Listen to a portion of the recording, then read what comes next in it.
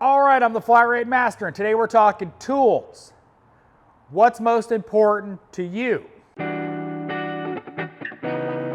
right, so this isn't going to be a tool review or anything like that. This is going to be talking about buying tools. Now, I've done a bunch of different videos on this stuff, but I figured let's talk about individual priorities.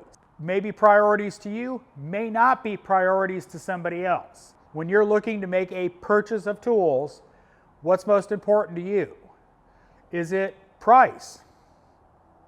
We all like saving money.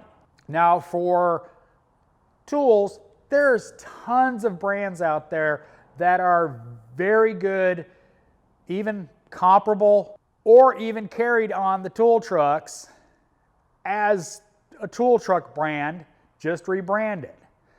You know, Vim Tools. I will link my video on Vim Tools up here or up there. They're a great alternative at a very reasonable price. But on the other side of it, convenience. One of the things about the tool trucks is their convenience. You make payments, you break something, you hand it to them, they give you a new one, easy peasy. Obviously, quality of the tool is somewhere in that mix. So when it comes to a buying decision, what's most important to you? Now, me personally, I've got time constraints. I work in a shop Monday through Friday, weekends, editing videos, all that kind of stuff. Plus, you know, wife and kids, and, you know, smoking cigars, drinking whiskey, and, you know, enjoying my life. So convenience kind of goes pretty high on my list. I don't want to have to spend the time to go to the post office to mail something. I honestly really don't even want to take pictures and send it in. I'm lazy, okay? For me, convenience takes priority over price or anything like that.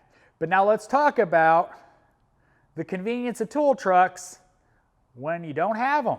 Right now at the shop, we have Matco, we have Mac, and we have JTC. We don't have a Snap-on dealer, which is causing me some issues, and we don't have a Cornwell dealer, which is causing some of the other guys some issues. So that is something to take into consideration when you're looking at buying from a tool truck. Is that dealer well established? And, you know, if I go to the next shop, will there be a tool dealer, i.e. that brand, there to take care of me? In our situation, I had a well-established Snap-on dealer that went out of business because of financial reasons and haven't had a replacement. The Cornwell dealer had some disagreements with Cornwell. That's the only Cornwell dealer I've ever had. So I'm still surprised we haven't gotten a real replacement. We had a temporary replacement for a minute, but we haven't gotten a real replacement for our Snap-on dealer in a year. I got asked the other day about an update on Bam Bam's Epic Roll Cart, if he'd added on to it, and well, the answer is no. We haven't had a Snap-on dealer, and you know, it's we don't have anybody to buy anything from, so that's a big consideration when you're talking about buying on the tool truck. Are you going to have a dealer? And that's something to be thought about, because you know, I've got stuff to be warranted by Snap-on. Yes, I know I can send it in. Again, goes back to that, you know, lazy, lack of time thing.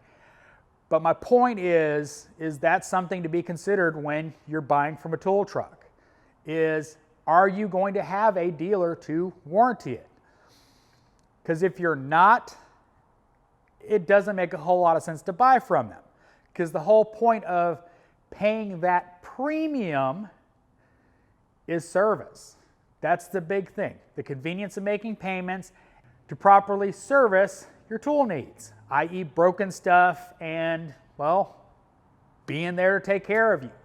You know, I know there's going to be a bunch of comments about, you know, buying from the tool trucks are stupid, you know, buy from the internet. I don't like any of that. Buy tools how it fits your needs. how it fits your budget. That's how you buy tools.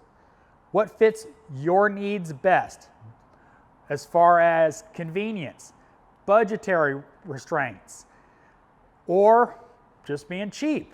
That gear wrench set of sockets is a set of sockets that's pretty decent.